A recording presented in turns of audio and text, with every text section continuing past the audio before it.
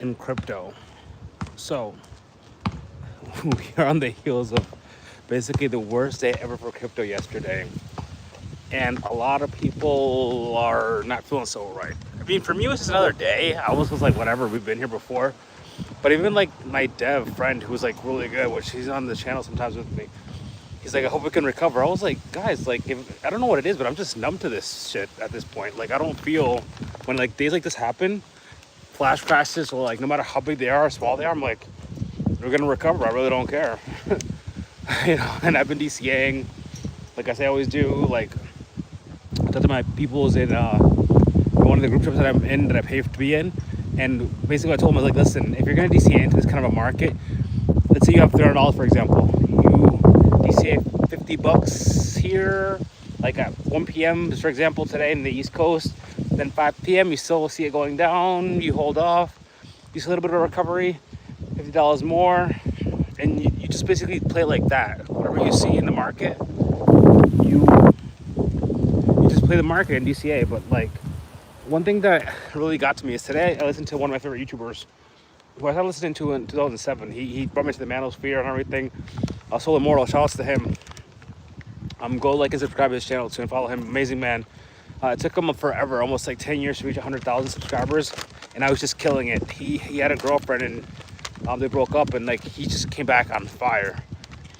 Moved to Thailand, but he was talking about like good and bad. He made an example of like Adolf Hitler, right?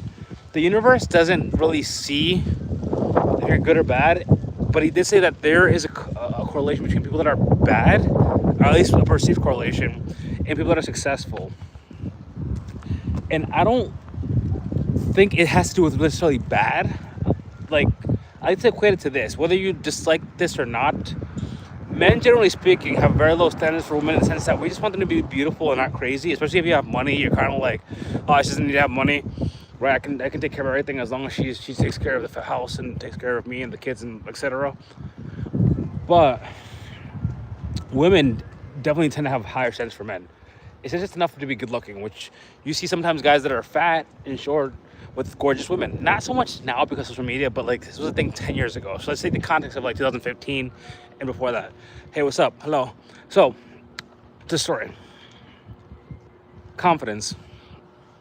A lot of women like bad boys, not because they're bad. That's not why it is. I said hi back. A lot of women like bad boys because they have confidence. So, let's equate it to business and cryptocurrency. A lot of people are successful, not because they're bad people. They're trying to steal from you. The market's very fair. Everything is in a transparent ledger. You can see every transaction, every buy order, every sell order. Sure, you have situations like, which, by the way, I'm not a big fan of. Somebody opened a short like 20 minutes before Trump made that announcement. Then like 30 minutes after they closed the short, I'm like, okay, that's a little bit fishy. You get occasional bad actors, of course. Hey, what's up, Bob? But we must understand that the cryptocurrency market is very fair. It's very natural too. There's a lot of people that say that Bitcoin is God-fearing. And while this is Saturday, on Saturday I like to change it up a little bit because there's only so much you can talk about crypto, and we see what's happening all week. And yeah, there'll be a time when Saturdays will be crazy and okay, let's talk about crypto. This price is going up, that price is going down. We're gonna have a marathon music in the background, pump, pump, pump, watch. But this is not the day, obviously. So, that's what I was talking about before. Cryptocurrency is very transparent, and you can see everything in the blockchain. So, it's one of the fairer systems in the world where a lot of people, again, there's been books written on how Bitcoin is God-fearing and it's decentralized, it's natural to human experience. We're not meant to have a centralized authority give us something, a piece of paper, and say, use this piece of paper to buy everything. We're meant to barter. And bartering usually means a physical good for another physical good. At one point, humans used seashells to transact. When we started becoming industrial, we realized, oh shit, I can give you meat from a cow and you give me chickens or some shit, right? Or milk for eggs. Resourceful. We're in the digital age, so now bartering has gone from seashells and food to digital objects, right? Shit.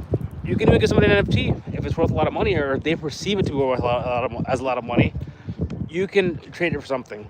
So Bitcoin, because nobody controls it, it's naturally inherently good. So investing, sure. Let's talk about Christianity. What's up, Neymar?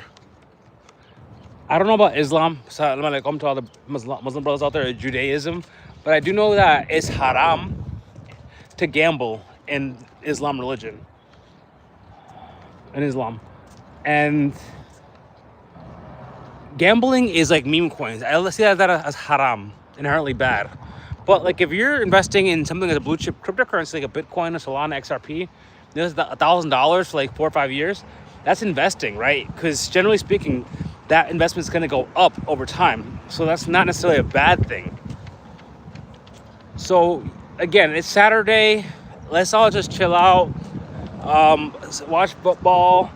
I got a baptism to go to tomorrow. I might go live before the baptism. Yeah, I don't know yet. But don't forget to like, subscribe, and share this video. Sharing is caring.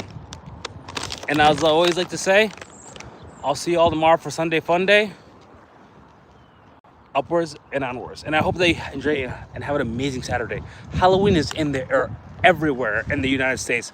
We start celebrating in the US Halloween like, oh, it's a whole month thing. Kind of like Thanksgiving is a whole November, and like Christmas is like all of December, especially like in places like Africa or Latin America.